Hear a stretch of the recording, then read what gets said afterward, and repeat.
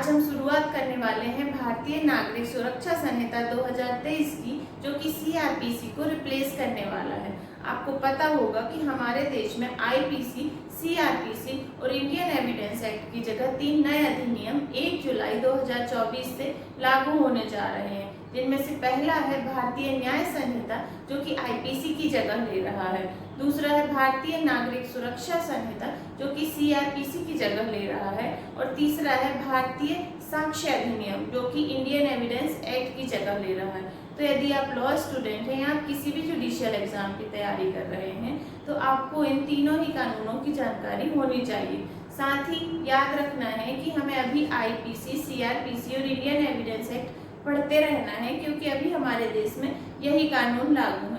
1 जुलाई 2024 के बाद जो भी एग्जाम होंगे, उनमें इन नए अधिनियमों से प्रश्न पूछे जाएंगे।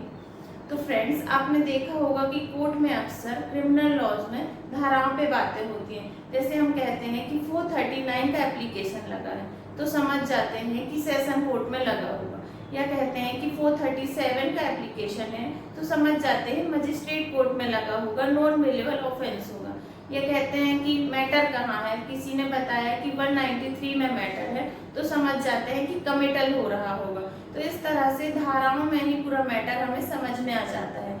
लेकिन अब इन नए अधिनियमों में पहले हमें समझना होगा कि आखिर मैटर किस धारा का है, क्योंकि लगभग सारी धाराओं की जगह बदल दी गई है। अब आप हेडिंग डाल लीजिए बीएनएसएस 2023।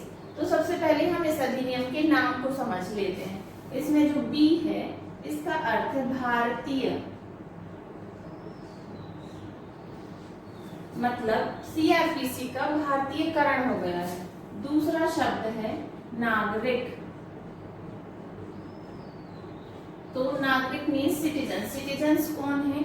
वे जो भारत में रहते हैं और जिन्होंने भारतीय संविधान के आर्टिकल 5 से 9 तक में बताए गए किसी भी प्रकार से भारत की नागरिकता प्राप्त कर ली है। आपने देखा होगा कि हमारे कॉन्स्टिट्यूशन के प्रीएम्बल में भी नागरिकों को ही सामाजिक, आर्थिक और राजनीतिक न्याय दिलाने की बात की गई है। अब ये तीनों ही तरह के न्याय नागरिकों को मिल सकें, इसके लिए बनाया गया है बीएनएसएस 2023। और इन नागरिकों को न्याय दिलाने के लिए एक और अधिनियम बनाया गया है, जो है बीएनएस यानी भारतीय न्याय संहिता 2023, जो कि एक सब्सटेंटिव लॉ है। मीन्स मौलिक विधि या मूल विधि है। तो मौलिक विधि या मूल विधि क्या होती है? वो जो अधिकारों या उपचारों का प्रावधान करती है। और ये अधिकार और उपचार नागरिकों को कैसे प्राप्त होंगे, उसके लिए बनाया गया है बीएनएसएस 2023। अब इसमें तीसरा शब्द है सुरक्षा, जैसे कि हिंदी में भी सुरक्षा ही लिखा गया है। तो सुरक्षा किस चीज से? तो 4 चीजों की सुरक्षा के लिए बनाया गया है। पहला है शरीर, दूसरा है मन, ख्याति एवं चौथा है संपत्ति। तो ये चारों ही तरह की जो हमारी प्रॉपर्टी है, इसमें से यदि किसी को भी कोई हानि पहुंचती है, तो उसकी सुरक्षा करने के लिए ये अधिनियम बनाया गया। जैसे इसके नाम से ही पता है, भारतीय नागरिक सुरक्षा संहिता। और इसमें चौथा शब्द है संहिता। जैसे कि पहले इंग्लिश में कोड कहा जाता था, लेकिन अब इंग्लिश और हिंदी दोनों ही में संहिता ही लिखा गया है। तो संहिता क्या होता है? संहिता का मतलब होता है कि ऐसे कोई भी तथ्य या बातें जिन्हें कि एक जगह नहीं लिखा गया है या जिन्हें लिखा ही नहीं गया है, उन्हें इकट्ठा करके एक जगह लेखबद्ध करना कहलाता है संहिताकरण।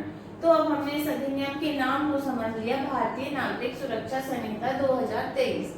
अब हम सीआरपीसी और बीएनएसएस की कुछ चीजों को कंपेयर कर लेते हैं। एक तरफ लिखिए सीआरपीसी 1973, दूसरी तरफ लिखिए बीएनएसएस 2023। तो हम देखते हैं कि सीआरपीसी में कितनी धाराएं हैं। तो टोटल इसमें सेक्शंस हैं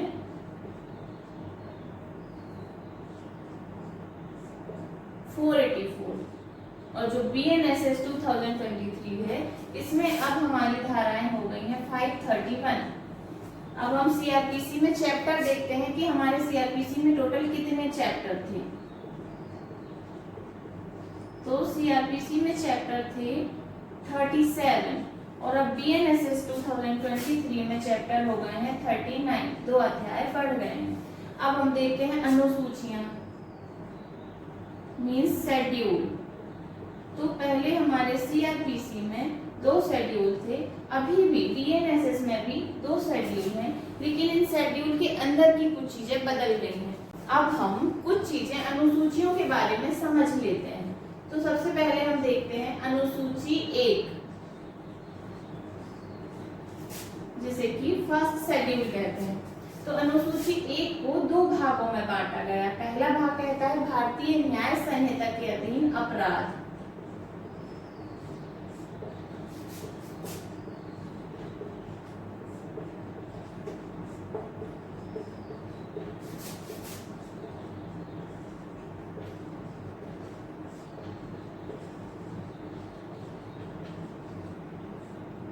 तो फ्रेंड्स, सीआरपीसी में भारतीय न्याय संहिता इतनी की जगह लिखा था भारतीय दंड संहिता के अधीन अपराध, और चूंकि अब भारतीय दंड संहिता का नाम हो गया भारतीय न्याय संहिता, इसलिए बीएनएसएस में यहाँ लिखा गया है भारतीय न्याय संहिता के अधीन अपराध। इन अपराधों को भी 6 कॉलम बना के बताया गया है, जिसमें से पहला कॉलम हमें बताता है कि किस धारा का ऑफेंस है, दूसरा बताता है कि अपराध क्या है, तीसरे में उसका दंड बताया गया है, चौथे में बताया गया है कि मामला कॉग्निजेबल है और नॉन कॉग्निजेबल, फिफ्थ कॉलम में बताया गया है कि बेलेबल ऑफेंस है और नॉन बेलेबल, और सिक्स्थ कॉलम में बताया गया है कि किस कोर्ट के द्वारा ट्रायबल है।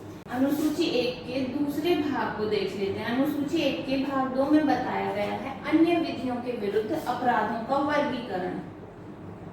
अन्य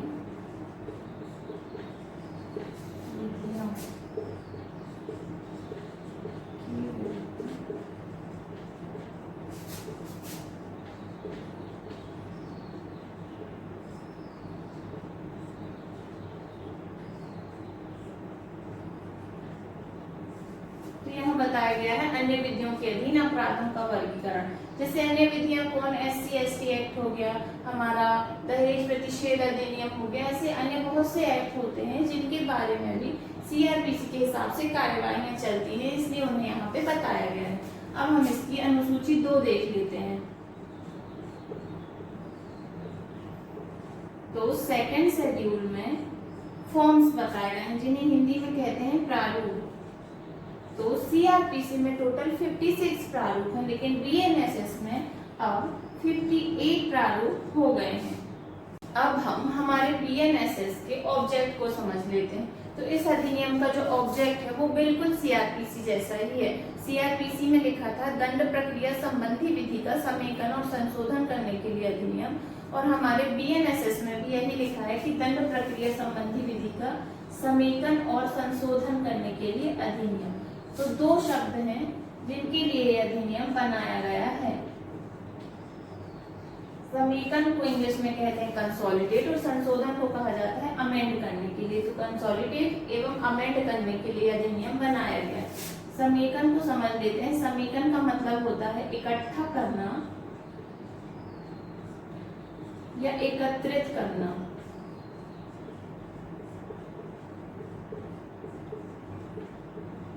तो आपने देखा कि सीआरपीसी की बहुत सारी चीजों को यहाँ एकत्रित किया गया है। और संशोधन, दूसरा शब्द है संशोधन, जिसका मतलब होता है अमेंड करना। तो हमारे सीआरपीसी में बहुत सारा अमेंड करके ही बीएनएसएस बनाया गया है। अब हम इस अधिनियम के एक्ट नंबर को देख लेते हैं। तो इसका एक्ट नंबर है 46। तो 46 एक्ट नंबर ये ऐसा इसलिए होता है कि 2023 में बहुत सारे अधिनियम बनाए गए हैं, उनमें से 46 नंबर पे हमारा ये बीएनएसएस बना है, इसलिए इसका एक्ट नंबर है 46। अब इस अधिनियम को राष्ट्रपति की स्वीकृति कब मिली ये देखते हैं। तो इसमें राष्ट्रपति की सहमति मिली है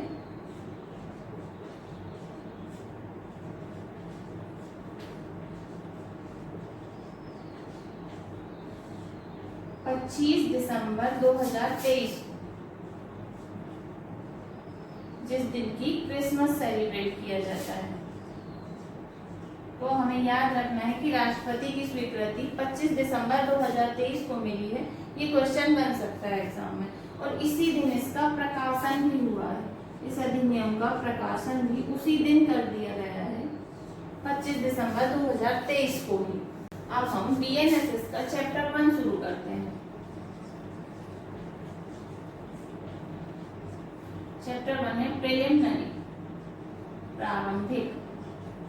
चैप्टर 1 में हमें कितनी सेक्शन बताई गई हैं? तो सेक्शन 1 टू सेक्शन 5 इसमें बताई गई हैं। Section 1 to 5। हमारे सीआरपीसी में भी चैप्टर 1 में 5 धाराएं ही हैं, सेक्शन 1 से सेक्शन 5 तक। अब हम सेक्शन 1 देख लेते हैं। तो सेक्शन 1 का क्या नाम है? संक्षिप्त नाम, प्रारंभ और विस्तार।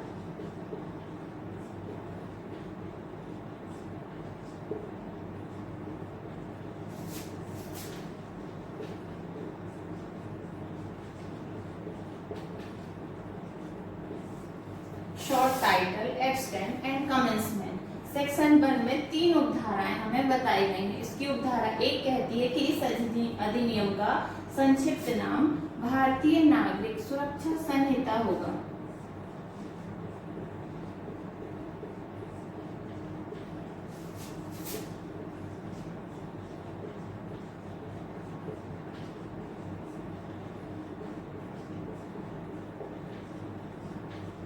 इसकी उपधारा 2 में क्या बताया गया है कि यह अधिनियम कहाँ कहाँ पे लागू होगा? तो यह अधिनियम लागू होगा संपूर्ण भारत में।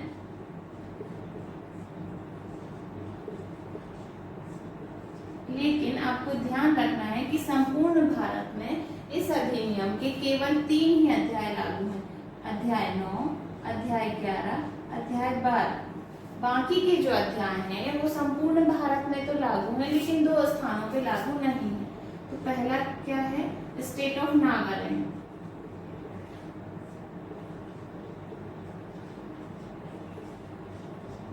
नागालैंड राज्य। और दूसरा है टू द ट्राइबल एरियाज, जनजाति क्षेत्र।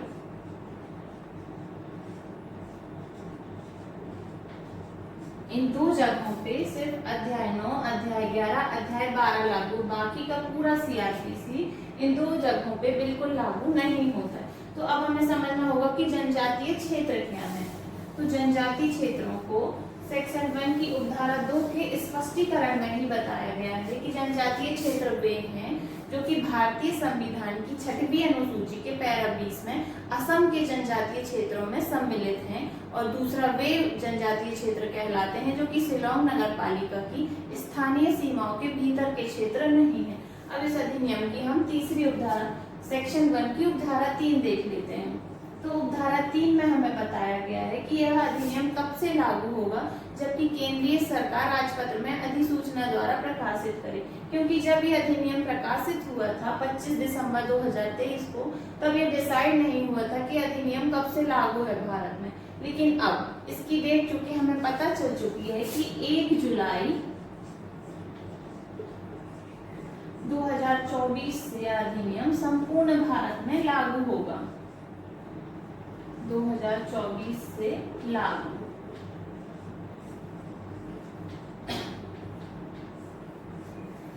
तो फ्रेंड्स, यहाँ पे हमारे बीएनएसएस की सेक्शन 1 खत्म होती है। सेक्शन 2 से हम मेरे आगे आने वाले वीडियोस में पढ़ेंगे। उम्मीद करती हूँ कि आपको आज का बीएनएसएस 2023 का ये इंट्रोडक्शन लेक्चर समझ में आया होगा। बीएनएसएस के आगे के चैप्टर पढ़ने के लिए जुड़े रहिए मेरे यूट्यूब चैनल लीगल नॉलेज से। Thank you.